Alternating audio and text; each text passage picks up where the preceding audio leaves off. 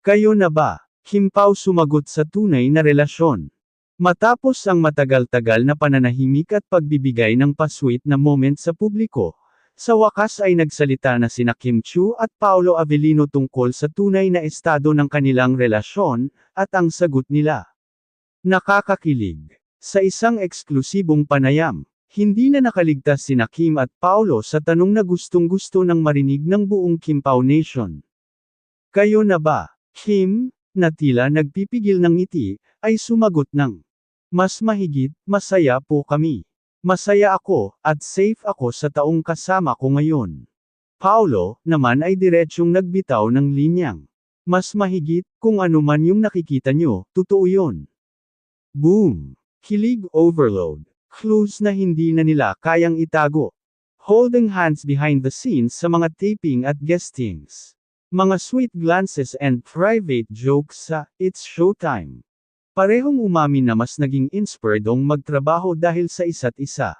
Paolo, sa isang interview, "She's someone I really admire, and care for deeply." Netizens react. Mas mahigit, grabe, parang teleserye na naging totohanan. Sobrang bagay kayo. Kim Pao is real and thriving. We've waited so long for this. Salamat sa confirmation kahit pa konti-konti. Hindi lang sa teleserye, kundi pati sa totoong buhay. Kasabay ng kanilang pagbida sa upcoming teleserye na punong-puno ng kilig at drama, lalong naging matunog ang tambalan nilang dalawa. Pero ayon sa source, hindi scripted ang sweetness, tunay na damdamin, hindi acting lamang. Kim Pao, from real to real. Bagamat hindi pa diretsahang, "Kami na," ang sagot, malinaw na hindi na nila itinatago ang espesyal na koneksyon nila. Minsan pa nga, pabirong sabi ni Paolo, "Mas mahigit, kung kami man, saportahan nyo na lang.